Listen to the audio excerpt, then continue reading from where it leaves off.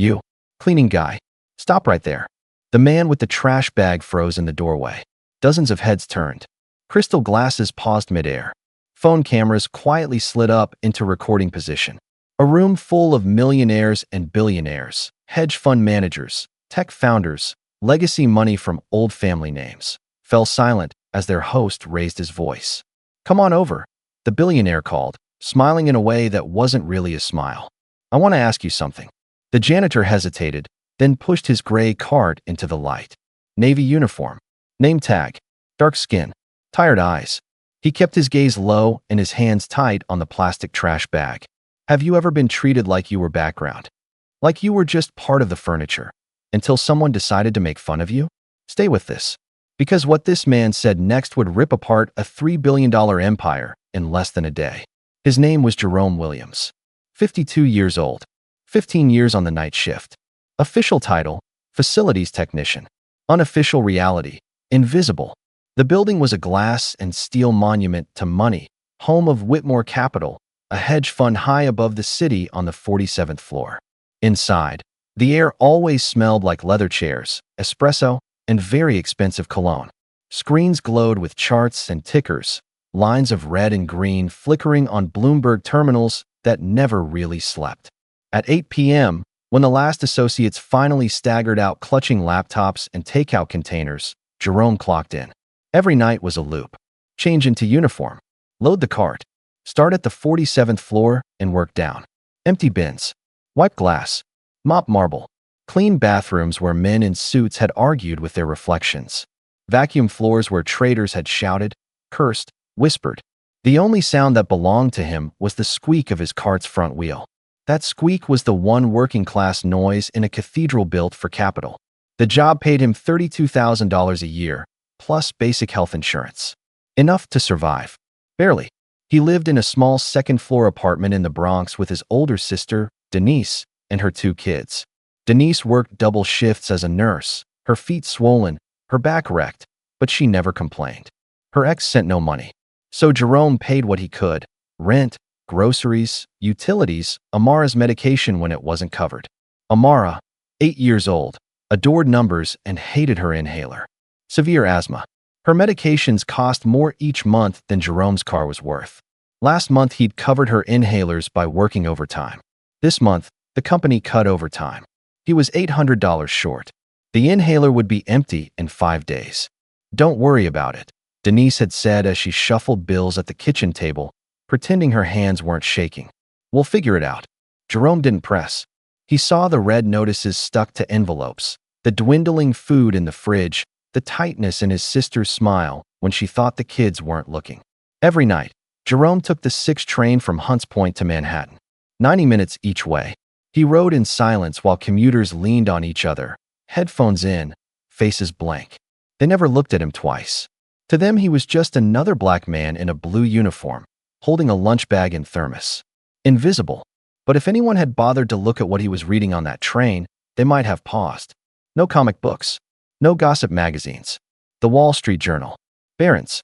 Financial Times. Sometimes printouts of earnings reports, folded and refolded until the edges went soft. He read them like a man starving. Because here's what nobody in that gleaming tower knew. Before he pushed a mop, Jerome managed billions. 28 years earlier, Jerome had walked across the stage at Howard University, MBA in hand, graduating near the top of his class. Numbers felt like a second language to him. Patterns, probabilities, risk flows. While other people stared at charts and shrugged, Jerome saw stories. Who was lying? Who was hiding? What was about to break? Goldman Sachs scooped him up at 26, placing him in their equities division.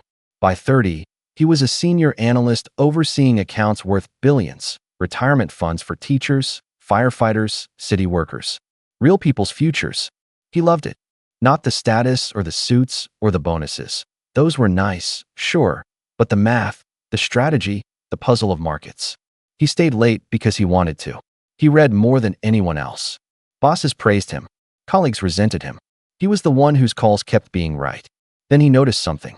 It was 2006. Housing prices were climbing like they'd never fall.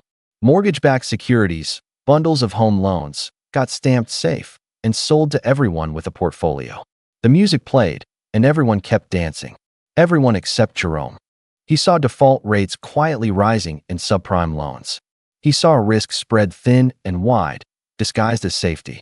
He ran models once, twice, 10 times, testing every angle he could think of. The answer never changed. If the housing market cracked, the entire system would collapse with it. In January 2007, he wrote a 40-page internal memo, charts, data, stress tests, worst-case scenarios. He warned they were building a bomb. He predicted a timeline, 18 months. Collapse. His supervisor read the first 2 pages, rolled his eyes, and called him into an office. "Jerome, you're bright," the man said, smiling in that cold way people smile when they've already decided not to hear you. "But you're being dramatic. You can't send this to senior management." "I already did," Jerome answered. From that moment, the whispers started. Not a team player. Too negative. Doesn't understand how the game is played. When the crash came, and it did, almost exactly when Jerome said it would, millions of people lost homes, savings, futures. Banks toppled. Governments scrambled. Goldman survived, barely, thanks to a bailout that taxpayers would be arguing about for years. Jerome? They called him into a conference room. No windows this time. No congratulations. Just legal language and a non-disclosure agreement thick enough to choke on. He was told he was no longer a fit for the firm. He was reminded that talking to the press about proprietary information would be extremely unwise. They didn't have to say everything out loud. He got the message. Soon, every interview he went to ended the same. A tight smile, a vague phrase. "We've decided to go in a different direction." He knew what they were all hearing behind closed doors. Whistleblower. Problem. Don't touch him. 18 months later, his savings dried up. His marriage followed. His wife closed the door with their daughter, Kiara, standing behind her, eyes big and hurt and confused. "I married a winner, Jerome," his wife said quietly. "Not someone determined to die on a hill nobody cares about." He didn't fight for custody. He had nothing. No job, no certainty, no vision of the future that didn't taste like failure. At 37, he moved into Denise's small apartment. She gave him the couch and never once called him a disappointment. But even a nurse's love can't pay for medication. His blood pressure pills alone were $200 a month without insurance. So when he saw a posting for a night janitor at a financial building, benefits included, he applied. The irony would have made a good joke if it hadn't hurt so much. A man who once moved billions now wiping coffee stains off conference tables in the same kind of buildings where they refused to hire him. But in the quiet of that humiliation, Jerome discovered something powerful. From the bottom, he could see everything. Traders and executives were careless. They printed confidential emails and left them on tables. They discarded draft memos, risk assessments, deal outlines, early reports. They threw away information that could move markets, tossed like used napkins. Jerome emptied their trash every night. At first, he just glanced at the papers. Old habits, curious eyes. Then he started reading more carefully. A printout here, a risk memo there. Early whispers of mergers, drafts of emails that never got sent, bits and pieces that, alone, meant little, but together told very clear stories. He didn't steal. He didn't take anything home. He just read before throwing it into the bag. And then, on the train home at dawn, he wrote the important parts in a notebook. Dates, companies, decisions, mistakes. At home, while the kids watched cartoons and Denise napped before her next shift, he studied those notes. He compared them to the news. He watched what patterns repeated. Who listened to their risk team? Who didn't? What actually moved stocks and what was noise? For 15 years, Jerome made predictions on paper. No trades. No accounts. Just pen, ink, dates. Over time, he noticed something. He was right. A lot. Not always. Nobody is. But in his worn spiral notebooks, his predictions hit far more often than they missed. Rough math put his accuracy around 70%, better than most professional fund managers. No one knew. Not Denise. Not his coworkers. Not the security guards he joked with at 3 a.m. His mind was the one part of himself he refused to let them touch. The world might strip him of titles, offices, respect, but not that. For 15 years, he studied markets from the perspective no algorithm could see, the trash can. And then one night, his two worlds collided. Whitmore Capital's annual Titan Investor Summit was supposed to be a coronation. 50 high net worth clients, each having paid $10,000 just to sit in Devin Whitmore's conference room and hear him talk about money. Devin Whitmore, the golden boy of the hedge fund world. 40s, tall, sculpted, tanned. His Tom Ford suit cost more than Jerome's car. His watch, Patek Philippe, custom, cost more than Jerome's yearly salary. He made sure people knew the brand and the price. He liked people to know things like that. That night, as the skyline burned orange and gold behind floor-to-ceiling windows, waiters circulated with champagne flutes so delicate the stem could snap between two fingers. Laughter floated above low music. The air thrummed with self-satisfaction. This was Devin's favorite environment, a room full of people who had paid money just to hear him talk. He was selling a dream tonight, his new AI trading system, Apex Mind, a machine learning algorithm that, according to his slide deck, could remove human irrationality from investing and deliver consistent 40% annual returns. 40%. Anyone truly seasoned in the room knew that number shouldn't be trusted. Most of them wanted to believe it anyway. Jerome wasn't supposed to be there. Usually, events like this happened earlier in the evening before his shift began.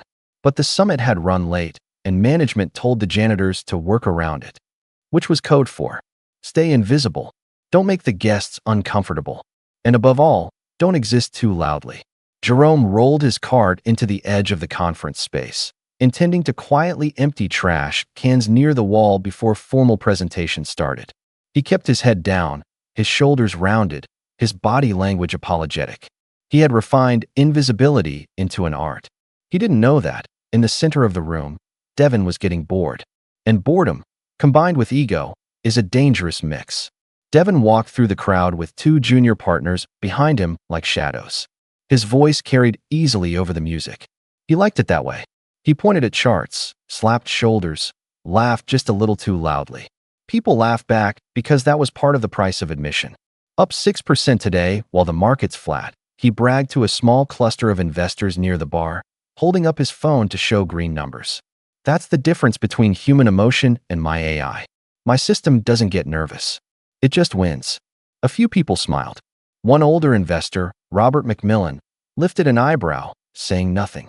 He'd seen his share of systems in 50 years of managing pension funds. On his way across the room, Devin stopped a server carrying a tray of champagne. Young, black, expression professionally blank. Careful, Devin said in a joking tone that wasn't quite a joke, steadying the tray with a finger. The glasses are baccarat. 200 apiece. That's, what, a week's pay for you. The server's face didn't change. Yes, sir. I'll be careful. I know you will. Devin patted his shoulder and left his hand there a second too long. Can't have you people breaking things.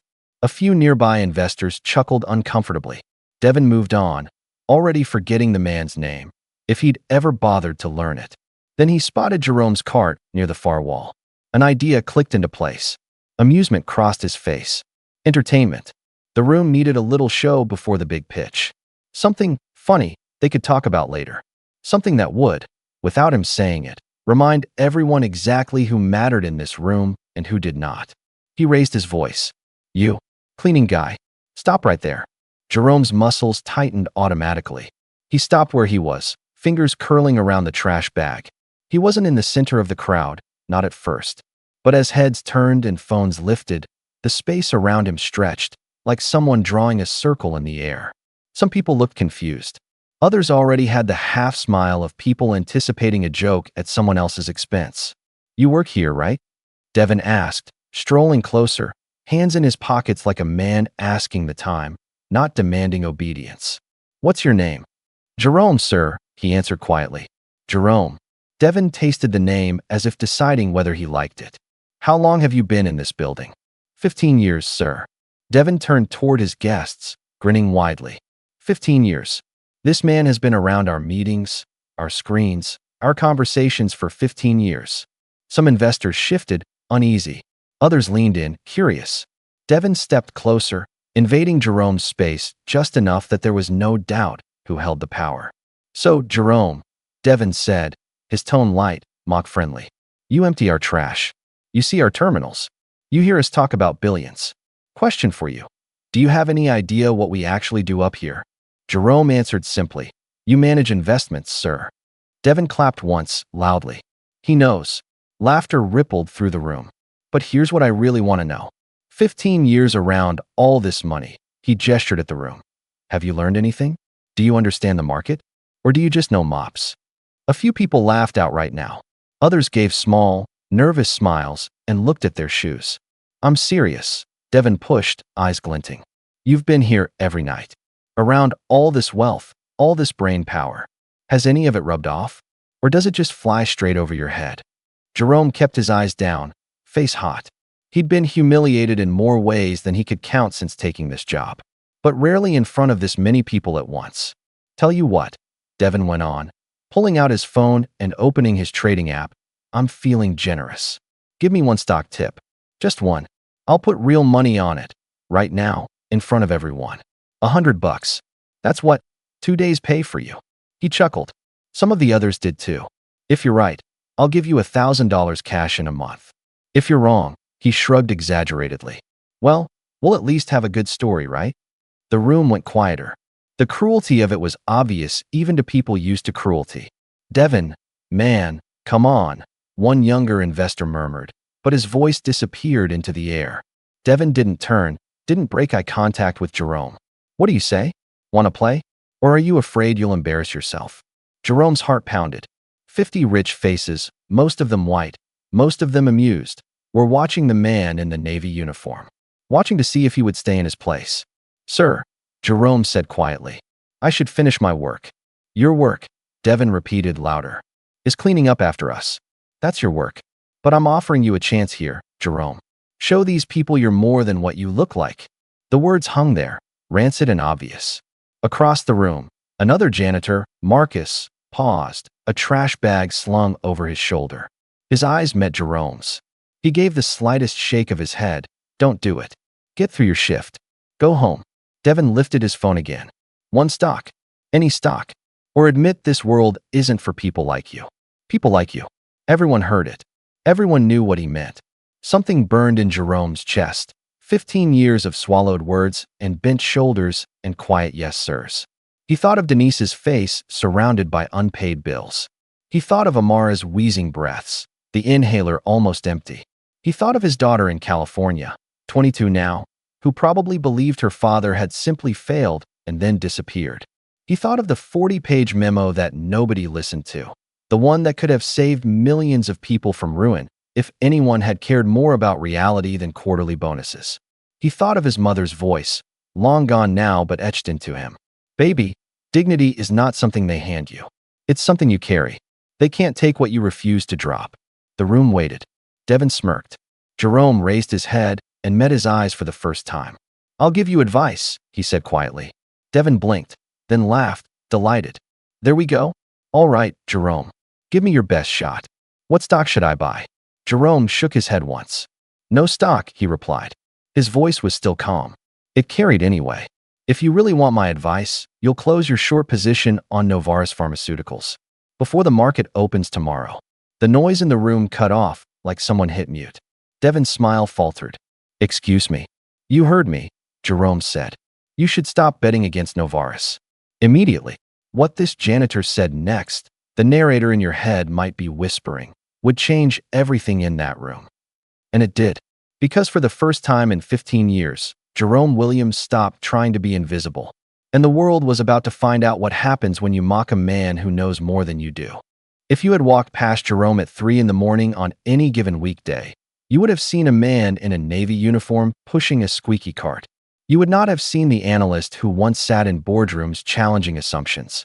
You would not have seen the mind that had correctly predicted one of the worst financial disasters in modern history. You would not have seen the father who replayed his daughter's last phone call for 8 years, wondering if he'd made the right choices. You'd have seen the mop. That's how our brains work. We compress people into their roles and uniforms. We tuck their humanity behind our convenience. But the night Devin decided to turn Jerome into a joke, those separate lives smashed into each other. To understand why what Jerome was about to say hit so hard, you need to understand the years that shaped him. When the market imploded in 2008, Jerome watched it from 2 places at once. On the news, he saw families locking front doors for the last time, carrying boxes to cars, standing in front yards while banks repossessed everything they'd spent decades building. In person, he saw executives sit in conference rooms with polished tables and catered lunches, arguing over who could be blamed without losing their bonuses. He'd warn them, but warnings are only useful if someone is willing to give up easy money to listen. After Goldman pushed him out, he tried for a year and a half to get back into the industry. He tweaked his resume. He minimized the memo. He pitched himself as experienced in risk. Every interview ended with the interviewer's eyes going just a little colder when certain dates and projects came up. Behind closed doors, someone was saying his name like a cautionary tale. Careful with him. Cause trouble. Wrote internal documents that could be embarrassing if they ever leaked. Whistleblowers don't get gold watches in finance. Eventually, he ran out of savings, then credit, then pride. His marriage cracked along fine fracture lines that had existed even when things were good. Her fear of scarcity, his inability to pretend everything was okay when he knew it wasn't. "You could have just kept your head down like everyone else," she said one night, their voices low to avoid waking Kiera. "You could have played the game." "The game was rigged," he answered. "For everyone except the people at the top. And now we're the ones paying for it," she whispered. The argument never really ended. It just dissolved into silence and distance until one day she stood by the door with packed suitcases and a paper in her hand. "I'm sorry," she murmured, not meeting his eyes. "I can't do this anymore." He watched his daughter climb into the back seat without looking back. He didn't chase the car. He knew some things you could not fix from where he was standing. He hit bottom there, on that sidewalk. Or at least he thought he had. He hadn't yet walked into the interview where they'd offer him a night job mopping floors in a building full of people who used to be his peers. Jerome took the janitor job because he wanted health insurance for his sister and her kids. Without a plan, Denise's asthma medication and his own blood pressure pills were a luxury. He told himself it was temporary, just until something better came along. Weeks became months. Months stretched into years. He got good at his routes. One hallway, one office, one bathroom at a time. He learned which traders left coffee cups on every surface, which executives dropped food on the floor and never once said thank you when you cleaned it up, which analysts stayed until 2 a.m. and fell asleep in chairs, ties loosened, shoes kicked off. He also learned what they threw away.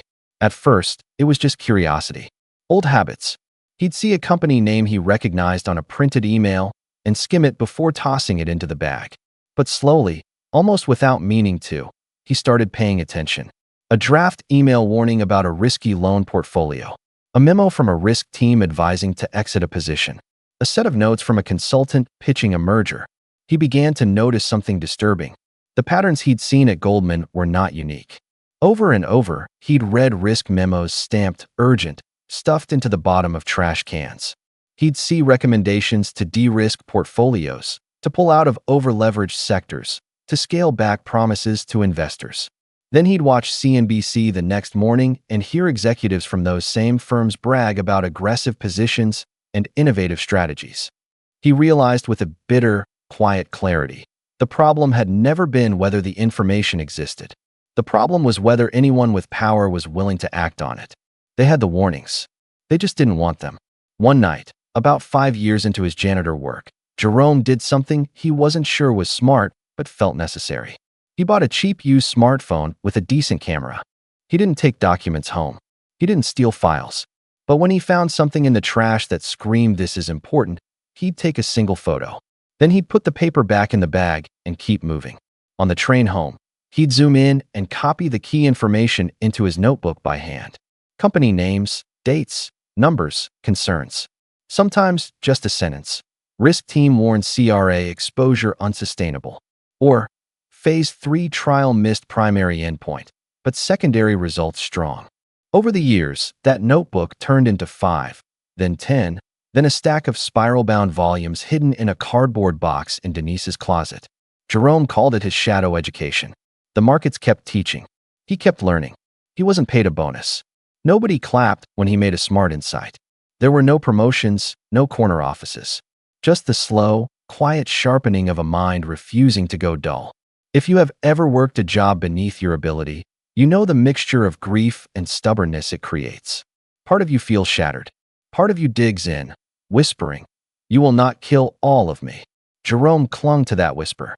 He helped Amara with her math homework before his shifts, smiling when she explained fractions using pizza slices and candy. He sat with Denise after midnight in the kitchen while she iced her swollen ankles. He sent Kiera messages on birthdays and holidays, even when she didn't respond. He stayed alive in the smallest ways he could. And secretly, he stayed ready. Because some part of him believed a moment would come when all this knowledge, all this pain, all these observations from the bottom would matter. He just never imagined that moment would arrive because a billionaire wanted a cheap laugh. Back in the conference room, Devin stared at Jerome like he'd grown a second head. "Novartis." Devin repeated, incredulous. "You're telling me to close a short position on Novartis Pharmaceuticals?" He laughed and turned to his guests, shaking his head.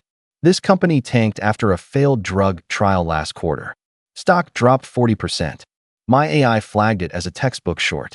And you," he jabbed a finger in Jerome's direction, "want me to bet against my own system because the janitor says so?" The crowd tittered. Jerome didn't flinch. "You asked for a tip," he said softly, but his voice carried.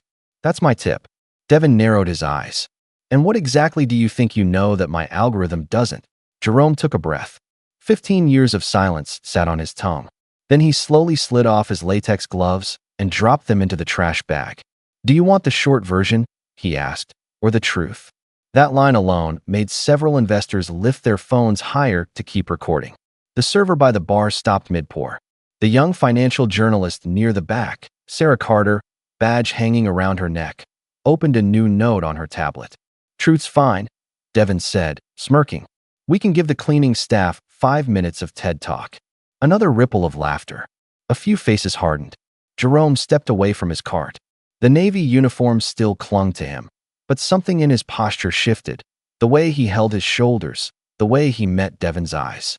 For just a second, the man in front of them looked less like a janitor and more like someone who'd once stood at a head of a conference table. "Your algorithm shorted Novartis after the headline," Jerome began. "Phase 3 trial failed. Stock crashed. Looks like a dying company." "Because it is," Devin snapped. "You don't come back from that kind of failure in pharma." Jerome tilted his head. "If you had read past the first page of the trial results, you'd know that's not true." Devin's lips tightened. Someone whispered from the second row, "Wait, what?" 3 weeks ago, Jerome continued, "I found a printout of the full trial results in your trash. 40 pages. Someone on your team printed it. You clearly didn't read past the summary." The room stirred. Sarah's fingers banged across the tablet screen. "On page 31, Jerome said, the trial data shows that while they missed the primary endpoint overall, they saw 90+% efficacy in patients with a particular genetic marker, CDK12. He let the number hang in the air. "That's not failure," he added. "That's a targeted therapy waiting for the right diagnostic." An older woman near the front, a biotech investor, frowned sharply. She knew what those numbers meant. 2 weeks ago, Jerome went on, "I found another printout. FDA announcement. A companion diagnostic test for that exact CDK12 marker was approved. Launch scheduled in about a month." Sarah looked up from her tablet. "He's right," she said without meaning to, her reporter voice slipping out. "FDA did approve a CDK12 diagnostic 2 weeks ago. I covered it." Now the whispers turned into murmurs. Devin's jaw clenched. "It doesn't mean." "It means," Jerome cut in gently, "that once doctors can identify which patients carry that marker, Novartis will have a drug that works stunningly well for that group. That's not a dying company. That's a future blockbuster drug with a smaller, more targeted patient base. And when the market realizes that, your short position is going to blow up in your face." Devin opened his mouth to argue, then shut it again. Several investors were already tapping on their phones, searching Novartis CDK12 trial, their expressions shifting as they read. "And that," Jerome said, "is just the start of your problem." The temperature in the room seemed to change. People weren't smiling now. They were listening. "Yesterday," Jerome continued, "I took photos of a trading summary from your trash. You're not just short Novartis. You're also long on 3 regional banks: Midwest Regional, Commerce Trust, First Community. Heavy positions. 2 million shares combined, if I remember correctly." Devin's face went slightly pale. "How do you know about?" Because your junior partner prints everything, Jerome replied evenly, glancing toward the back of the room where a young Asian man in an expensive but slightly rumpled suit stood frozen. And throws everything away. All eyes turned to the junior partner. He swallowed hard. You bought those banks, Jerome said, because your AI flagged them as stable dividend payers. Low volatility. Good fundamentals. Am I right so far?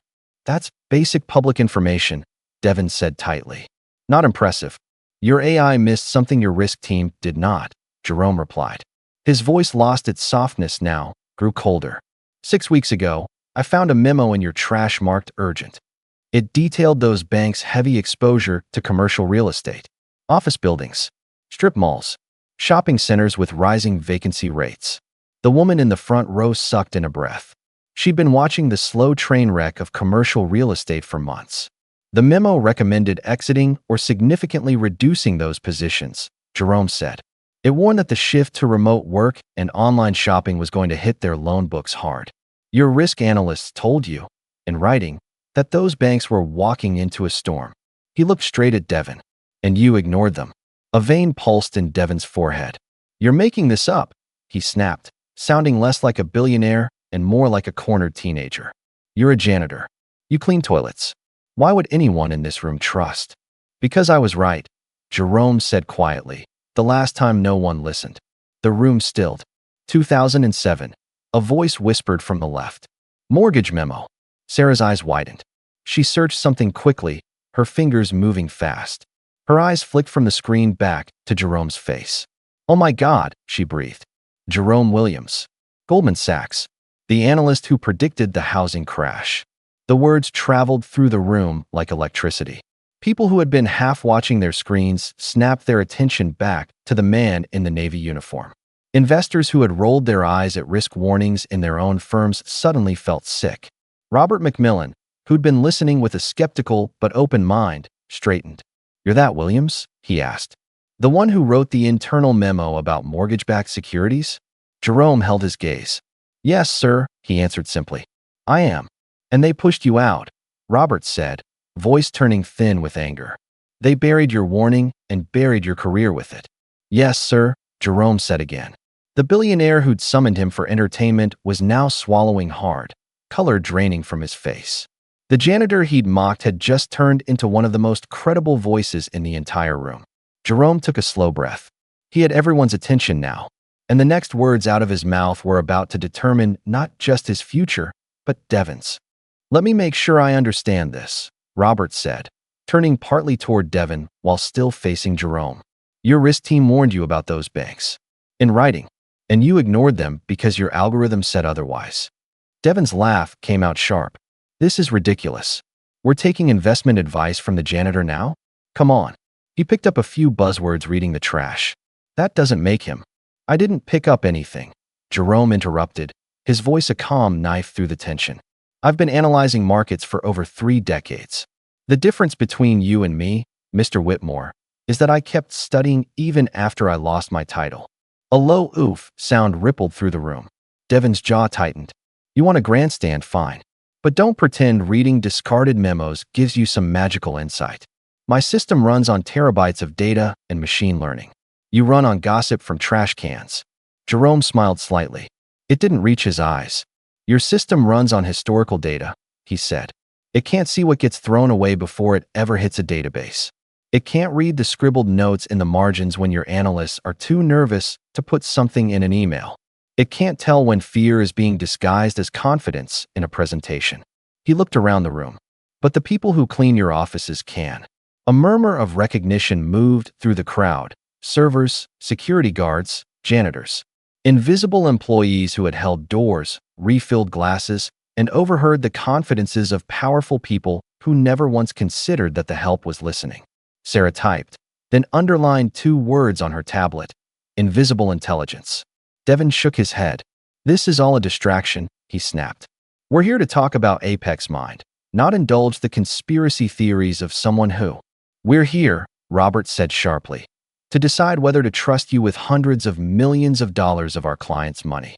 If you ignored clear risk warnings, that's not a distraction. That's the story. Devin opened his mouth, then closed it. People were no longer looking at him the way they had 30 minutes earlier. The worship was gone. In its place, calculation, caution, doubt. The mood had turned. Jerome didn't gloat. He just kept going. "You wanted a stock tip?" he said, looking directly at Devin. "Here's my real advice, for you and for everyone in this room."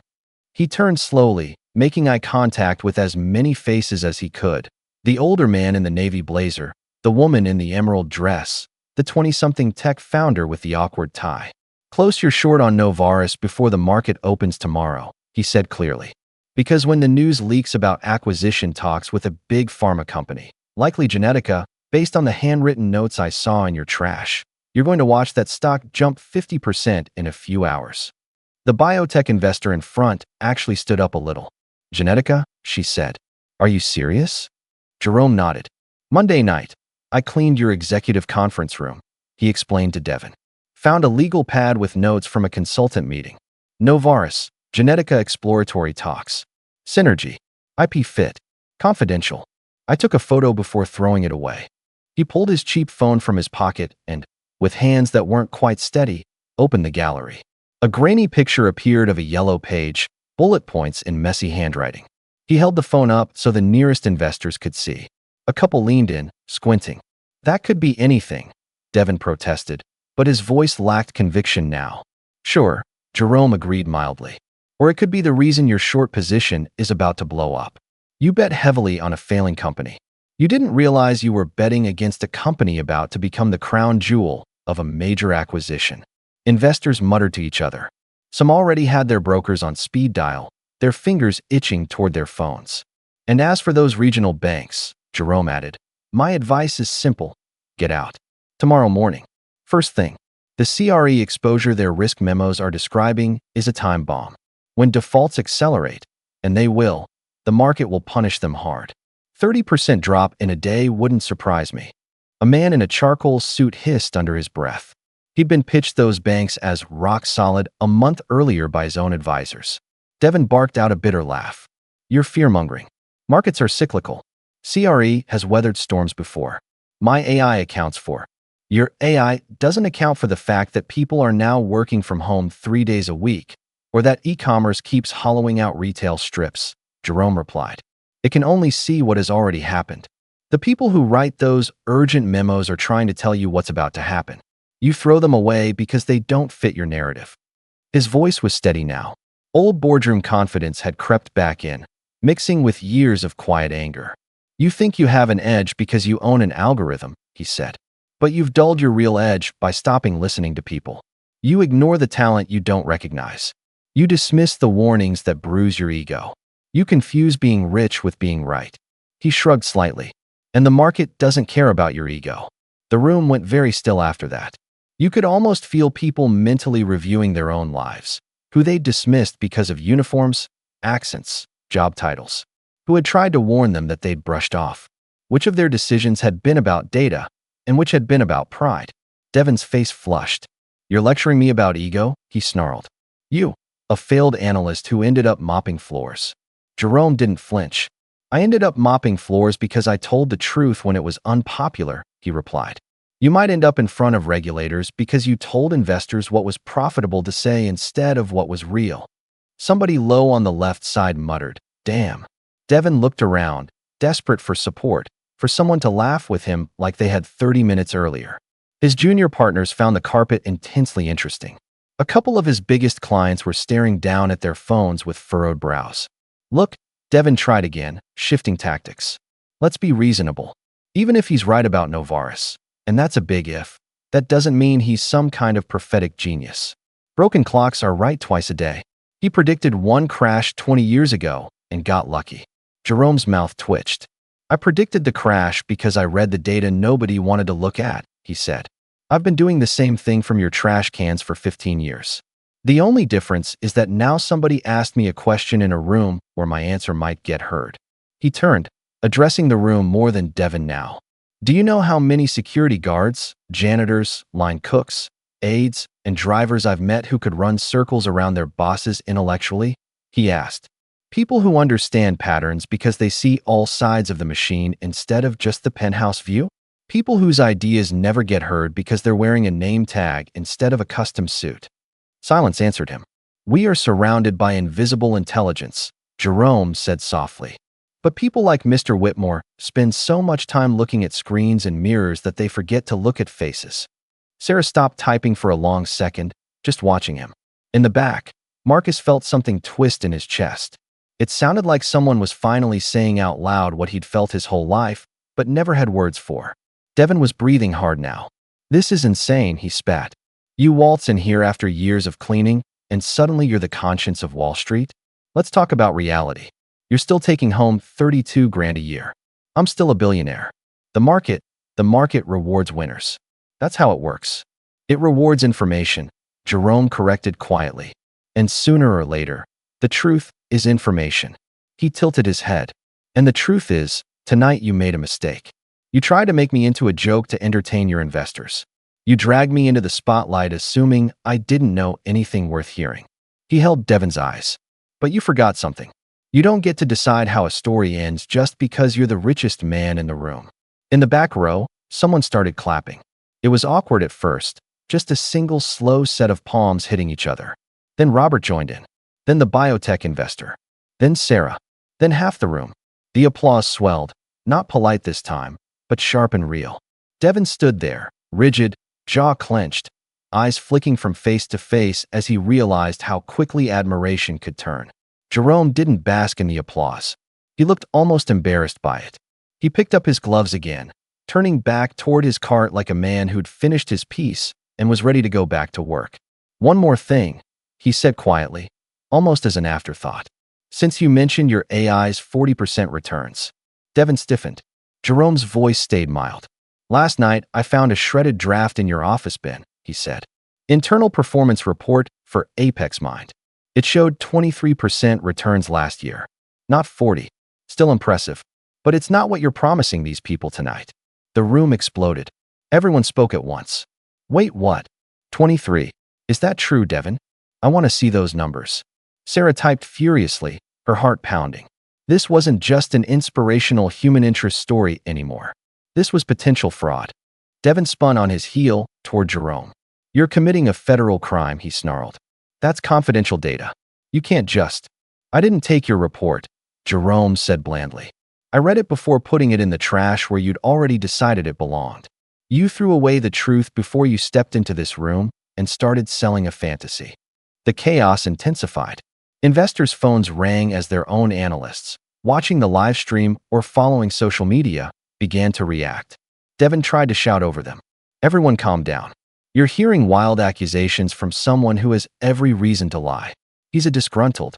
Mr. Whitmore, Sarah cut in, her press badge swinging slightly as she stepped forward. I'm Sarah Carter with Global Finance Today. Can you confirm your fund's audited performance for the last year? Is it 23% or 40%? No comment, Devin snapped. That'll look great in the headline, she murmured. Jerome began to push his cart toward the exit. His heart was racing. His hands shook. He had just done the most dangerous thing he'd ever done in that building. Mr. Williams, wait. Robert's voice cut through the noise. Jerome stopped. The older man hurried after him, catching up near the doorway. I manage a pension fund, Robert said, slightly out of breath. $4 billion under management. If what you just said about those banks is accurate, you may have saved us tens of millions of dollars tonight. He glanced at the uniform, the cart, the trash bag. His eyes softened. Tell me something, he said. If I offered you a position as an independent risk analyst, would you take it? Jerome blinked. He wasn't sure he'd heard correctly over the roar of the room behind them. Sir, he managed. 150 base to start, Robert said briskly. Full benefits. Bonus potential. We'll talk exact numbers later. But I want you on my team. I want someone who reads what other people throw away. Jerome's throat tightened. He swallowed. Yes, sir, he whispered. I would be honored. Robert nodded once. Good. My office. Monday morning. 9 sharp. He turned back to the crowd, already pulling out his phone. Charlie, it's McMillan. Jerome heard him say as he walked away. Dump every share we own in Midwest Regional, Commerce Trust, and First Community before the open. Yes, all of it. I don't care what the model says. Just move. Jerome stood there for a moment, hands still on the cart, trying to process what had just happened. He had walked into this room a janitor. He had not yet fully understood that he was walking out something else entirely. By 4 a.m., Jerome had finished his shift. It felt surreal, wiping down counters and emptying bins on the lower floors while his phone kept buzzing in his pocket like a living thing. He didn't look at it yet. He still cleaned the restrooms. He still gathered recycling. He still did every part of the job he'd done the night before. "Man, you're a legend," Marcus whispered when he crossed Jerome's path on the 43rd floor. His eyes were wide and bright. "I saw the whole thing. Everybody did. It's already all over Twitter. Billionaire gets bodied by janitor. That's one of the hashtags." Jerome winced. "That's not my favorite phrase." Marcus laughed quietly. "Hey, world's finally seeing what you're made of. About time." Jerome wasn't sure what the world was seeing. He only knew that a line had snapped inside him earlier that evening, the line that had kept him safely invisible for 15 years. And once that line broke, there was no going back. By the time he changed out of his uniform and stepped out into the early dawn chill, the sky was turning a soft gray. The city yawned and stretched. Delivery trucks rumbled in, lights blinking. The streets smelled like rain, exhaust, and the first coffee of morning. Jerome sat on a bench outside the building and finally checked his phone. 17 missed calls, 32 unread texts, dozens of notification banners from apps he barely used. His sister, unknown numbers, a California area code that made his chest hurt just to see it. He opened one of the texts at random. "Jerome, we're watching you on the news. Call me. Denise." A link followed. He tapped it. A video opened, shaky, vertical, clearly recorded on someone's phone. The title bar above it read, "Janitor destroys billionaire hedge fund manager in front of his own investors. Must watch." He saw himself on screen. Navy uniform, trash bag, gloves in hand, standing under the harsh conference room lights. He watched himself talk about Novaris, about the banks, about invisible people seeing everything. It was like watching a stranger. The view count at the bottom of the video ticked upward every second. 487K, 489K, 492K. He closed it quickly. The sight made him dizzy. He opened his voicemail next. There it was again, that California number. His thumb hovered, then tapped. "Dad." The voice that came through the speaker made his heart lurch. "It's Kiera. I saw the video." She sounded older than he remembered, but the same too. An echo layered over a new recording. "I didn't know," she went on. "Mom never told me everything. I thought you. I don't know what I thought. I'm sorry. I'm so sorry. Can we talk? Please. Call me." The message ended. Jerome sat there, knuckles pressed to his mouth, eyes burning. The city hummed around him. Buses sighed. Doors opened and closed. Somewhere, someone laughed. He saved the voicemail. He didn't call back yet. Not because he didn't want to. Because if he talked to her now, the dam might break and he'd end up crying like a child in front of the glass tower he'd just detonated from the inside. He needed a kitchen table. He needed Denise. He needed coffee. He caught the first 6 train home. At home, the apartment was already buzzing. The TV in the living room blared a morning financial show. The anchor's voice poured through the thin walls. A viral video raising serious questions about transparency in the hedge fund world.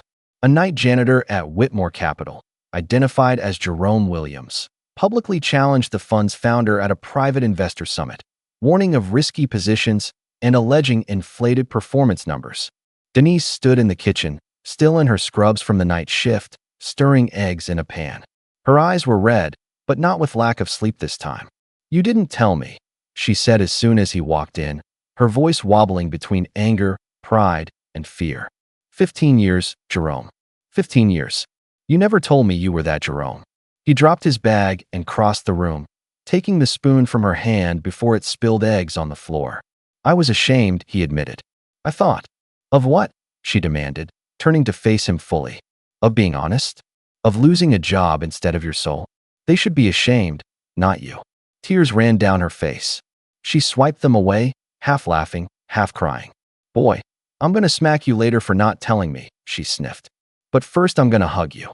She wrapped her arms around him and squeezed like she was trying to crush 15 years of hurt out of his bones.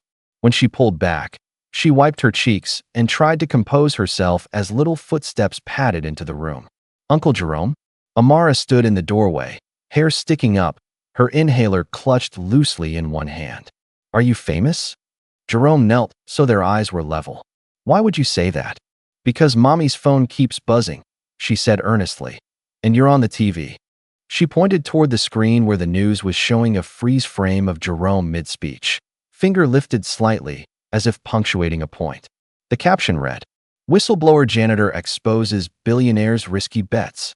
Denise grabbed the remote and unmuted the anchor. We're also learning more this morning about Jerome Williams' past. Before working as a janitor, Williams served as a senior analyst at Goldman Sachs, where sources say he authored an internal memo warning of the 2008 subprime mortgage crisis. Jerome shook his head in disbelief. "I didn't want this," he murmured. "Not like this." Denise snorted. "You didn't ask for fools to ignore you the first time either, but here we are." His phone rang. Robert McMillan. He answered.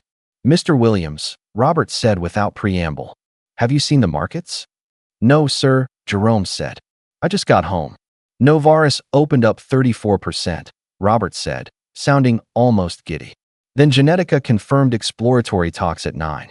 Stocks up 68% as of 10 minutes ago. Jerome leaned against the counter, fingers pressing into the wood. "And the banks?" he asked quietly. Midwest Regional disclosed that its commercial real estate portfolio is in trouble, Robert said. Trading halted down 18% before the bell.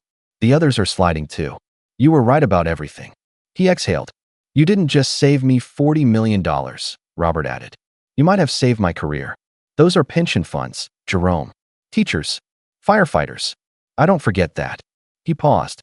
"Our HR team will send you an offer today," he said. 175 base instead of 150. Full benefits. Signing bonus. "We'll also cover relocation if you decide to move closer to the office." Jerome blinked. "Sir, that's more than generous." "Call me Robert," the older man said. "And it's not generosity. It's salary for a man who sees what everyone else misses. See you Monday." He hung up. Jerome stared at the phone for a long moment. 175. Denise repeated slowly when he told her. Her eyes widened. "Lord have mercy. We're having real groceries next month. I might even buy name-brand cereal." They both laughed. Then Jerome sobered. "The fundraiser's at 187,000, Denise added quietly, showing him her own phone. "Somebody started a Help Jerome Rebuild campaign online. All I did was share it once. It blew up." Words on the screen blurred as his eyes filled. "Amara's meds," he whispered. "Rent. Your student loans. We can. Don't you worry about me," Denise cut in firmly. "We'll figure it out together like we always have. You just make sure you take that job and breathe. Breathe for real for the first time in 15 years. He nodded. His phone buzzed again. The California number. He looked at it for a long second, then stepped into the bedroom and closed the door before answering. "Hello." Silence. Then a small, shaky exhale. "Dad." There was a whole childhood in that one word. "Hey, baby," he said, voice rough. "It's me." "Is it really?" Kiera asked. "Because the person on the news looked like a superhero, and the dad I remember was just tired and sad all the time." He laughed softly. It turned into a cough. "Both of those can be true," he said. "I was tired and sad. And maybe I finally did something that mattered in front of a camera instead of just on paper." She was quiet for a moment. "Why didn't you tell me?" she asked quietly. "About the memo. About what they did to you. Mom made it sound like you just couldn't handle the pressure. That you quit." "Because I didn't want you to carry my bitterness," he admitted. "I was angry. I didn't want to poison your dreams because mine got crushed." He swallowed. "That was a mistake," he added. "I thought I was protecting you. I think I just made you think your father gave up." "I did," she whispered. "I thought you chose to disappear. And I hated you for it for a long time." "I know," he said. "I hated me for it too." Another pause. "I'm proud of you," she said suddenly, the words tumbling out like she'd been holding them for years. "What you did last night, standing up in that room. I'm proud to be your daughter." His knees almost buckled. "Can we try again?" she asked. "Not pretend the past didn't happen. Just start talking." "Yes," he said, no hesitation. 100 times yes. She laughed and cried at the same time. He did too. They talked for 2 hours. About her job in San Francisco. About the classes she was taking at night. About the way she'd watched the video 3 times before she believed it was really him. By the time they hung up, his cheeks were stiff with dried salt. For the first time in years, he felt like a father again. The days that followed were a blur. Journalists called. Some wanted quick quotes. Others wanted long interviews. A podcast host pitched a multi-episode series on Jerome versus Wall Street. A documentary filmmaker left a voicemail about optioning his story.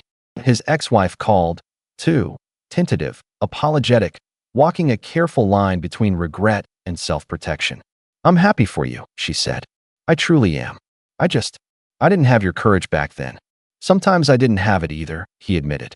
"I was just too stubborn to shut up." He did not gloat. He did not rub her face in his comeback.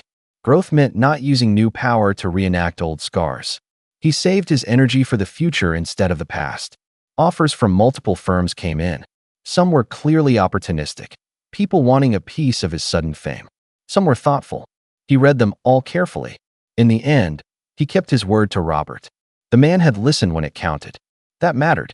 On Monday morning, Jerome put on a suit for the first time in 15 years. It wasn't tailored. It was the best off the rack he could afford on short notice.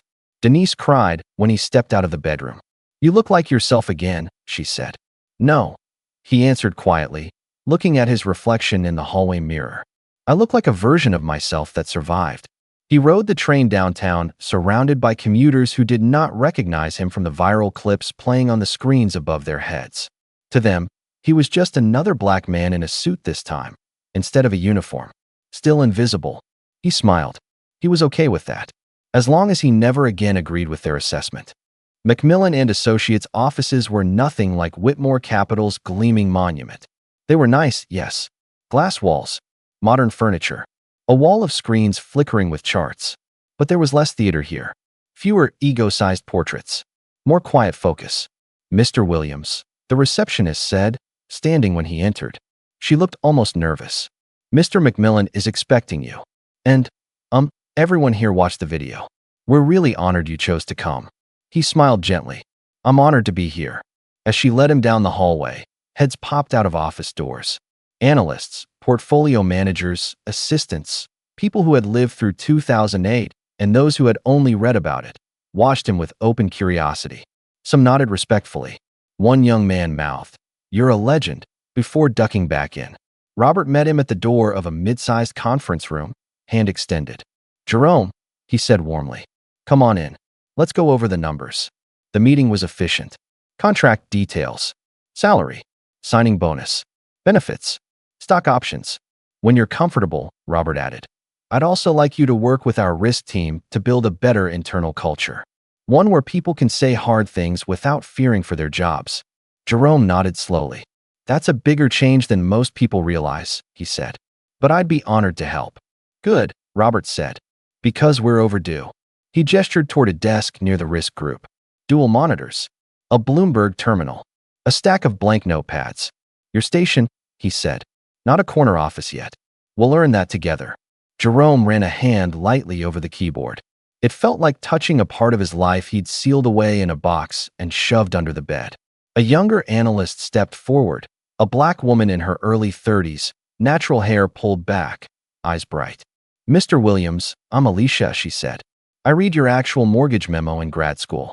It's kind of like required reading if you care about risk. I just wanted to say, having you here means a lot."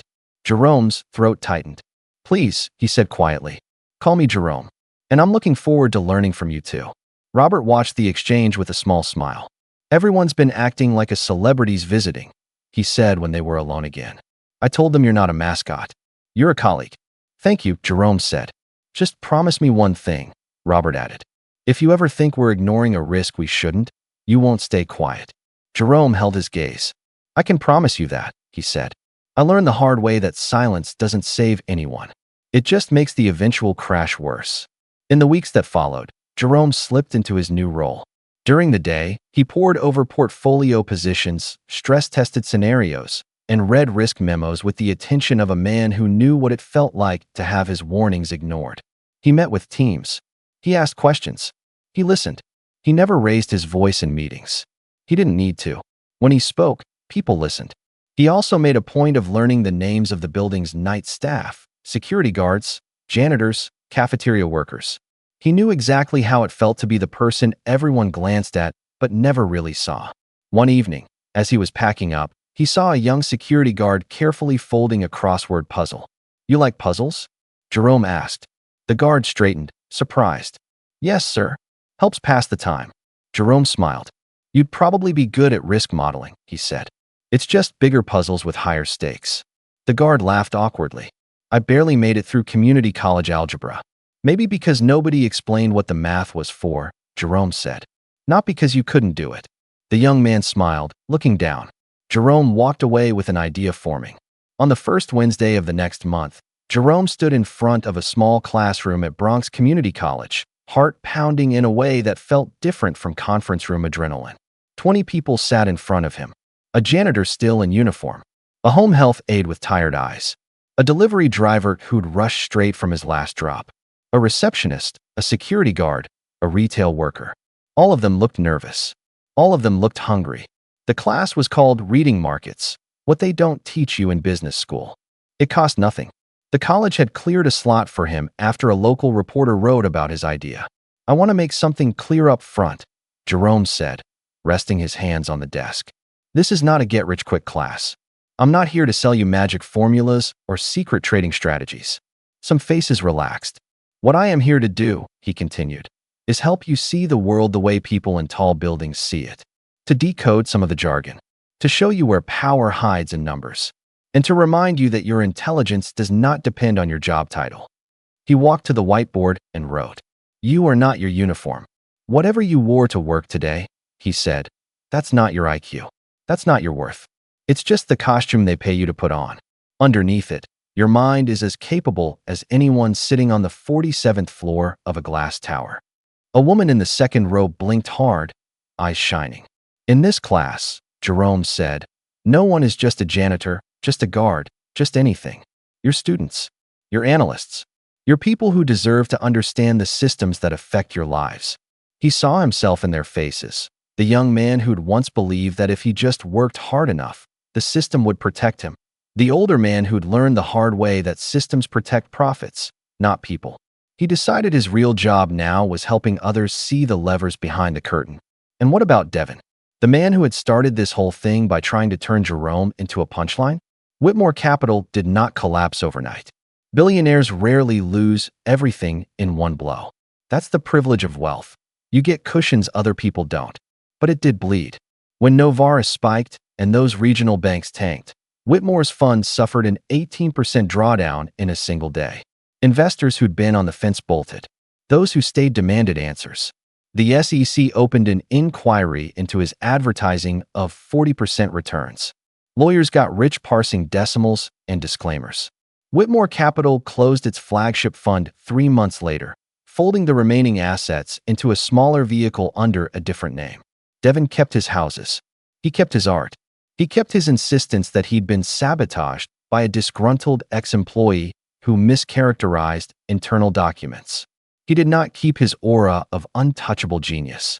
He tried, twice, to send Jerome a message, first via LinkedIn, then through a PR firm, offering a private conversation to clear the air. Jerome politely declined, not because he wanted revenge, because some doors, once closed, are best left shut. His energy was needed elsewhere, at his job, in his classroom, with his family. One evening, months after the summit, Jerome sat on the floor of his living room with Amara, sorting through Lego pieces that had somehow multiplied in every corner of the apartment. "Uncle Jerome," she said, stacking red bricks carefully, "are you still a janitor in the video?" He smiled, assembling a small wall. "I'll always be a janitor in that video," he said. "That's who I was that night." "But you're a money guy now too," she pointed out. "And a teacher. And my uncle. Can you be all the things?" He considered that. "I think so," he said. "Our lives aren't one job. There are a lot of roles on top of each other. Sometimes other people see only one. The important thing is that you remember all of them when you look in the mirror." "So what am I?" she asked. "You," he said, tapping a Lego piece lightly against her forehead, "are a future whatever you want. Doctor, coder, artist, president. And currently, you're the person who scattered these Legos all over the floor." She giggled. His phone buzzed. "Kiera, on video call." He answered, and her face appeared, framed by a messy bun, eyes bright. "Hey, Dad," she said. "Guess what?" "What?" I got accepted into a master's program, she said, grinning. Finance and social impact. I want to work on the regulatory side. You know, make the rules better instead of just complaining about them. Pride swelled in his chest. That's my girl, he said. Your story kind of changed my life, she admitted. If you could keep your integrity in that world, maybe I can too. He didn't try to hide his tears. Just remember one thing, he said. Don't ever let a job title, yours or someone else's, tell you who deserves respect. She nodded. He knew she understood. By the time a year had passed, Jerome's name no longer trended every time he walked into a room. The internet had moved on to new scandals, new heroes, new disasters. But the people whose lives had brushed against his that night still carried the imprint. Sarah's article, "The Janitor Who Read the Trash and Saved a Pension Fund," became one of her outlet's most shared pieces of the year. It was used in journalism classes as an example of how to tell stories about systems without losing sight of the humans inside them. She kept in touch with Jerome, occasionally asking his perspective on new too-good-to-be-true products the industry tried to sell. Robert's firm integrated Jerome's approach to risk into their culture. Analysts were encouraged to put dissenting opinions in writing and were rewarded for spotting flaws, not punished. They added a simple question to their investment committee agendas. What are we not seeing because of our position? It was a small question. It changed a lot. Jokes about the janitor who called it faded from trading floors, replaced by more cautious respect for voices outside the usual circle. In Bronx Community College, Jerome's free class exploded from one evening a month to a full series. The waiting list hit 200 names. He refused to charge tuition. I've been paid enough twice over, he would say when administrators suggested it. This part is about making sure nobody else has to read the truth from a trash can. Former students wrote to tell him they'd gotten new jobs, entry-level analyst roles, bank teller positions, accounting internships. Not glamorous, but a step away from being treated like furniture. One janitor from his first cohort ended up in the compliance department of a regional bank. The first time my boss tried to ignore a risk memo, she told him, laughing during a phone call. I printed your story and left it on his desk. He called me into his office and asked if I thought he was Whitmore. I said, you tell me. We funded the memo after that. Jerome listened, heart light. If his humiliation had bought even a little more humility in the world, maybe that was worth it. What did he learn through all of this? That people are more predictable than markets. Markets sometimes surprise you.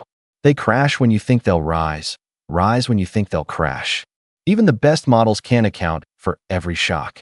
People, though, put a small, mean man in a room where everyone laughs at his jokes and never says no, and he'll almost always start to think cruelty is charm. Put a kind person in a system that keeps kicking them down, and they'll either turn bitter or quietly, stubbornly, refuse to let it change their core. Jerome met both types over and over. He decided which one he would be long before that night in the conference room. He just didn't know the world would see his choice in HD. The true instant karma of his story wasn't that a billionaire lost face on camera. It was that the hierarchy of who mattered and who didn't got flipped, even for an evening. The man in the $30 uniform held the information that could move millions. The man in the $3,000 suit didn't. The market didn't care about their wardrobes. It cared about who was right. If you've watched this story unfold in your mind, maybe you're thinking about your own life right now. Maybe you're the one wearing the uniform that makes people talk slower to you, like you don't understand. Maybe you're the barista who hears half the city's secrets. The rideshare driver who listens to business calls in the back seat. The cleaner who reads the headlines on printouts before you bag them. Maybe you know more than anyone guesses. If that's you, hear this clearly. You are not just anything. You are not just a janitor, guard, cashier, server, driver. You are a whole human being with a mind that can learn patterns, connect dots, and see truth in places algorithms can't reach. Because you see people. You might not get your big moment on a viral video. That's okay. The goal isn't to go viral. The goal is to keep your mind sharp and your dignity intact. So if your moment comes, when someone finally asks, what do you think? You're ready to answer. Jerome spent 15 years learning in silence. He didn't know if the day would come when any of it mattered. He prepared anyway. When opportunity knocked, it was dressed as an insult. Give me a stock tip, janitor. He could have stayed quiet. He could have laughed it off and gone back to mopping for another 15 years. Instead, he said, close your short on Novaris. He told the truth, even though it put a target on his back. The market did the rest. And if you're on the other side of this story, if you're the one with the office and the title and the people in uniforms opening doors for you, here's your part. Look up, not at the skyline, at the person handing you your coffee, at the person cleaning your desk, at the person answering your calls. Ask one more question. Listen 3 seconds longer than you think you need to. Stop assuming your degree or your bank balance means you're automatically the smartest person in the room. The information that saves you might come from the person you haven't bothered to learn the name of yet. You don't have to hand them your fund. Just start with handing them respect. The karma in this story isn't mystical. It's simple. Devin planted,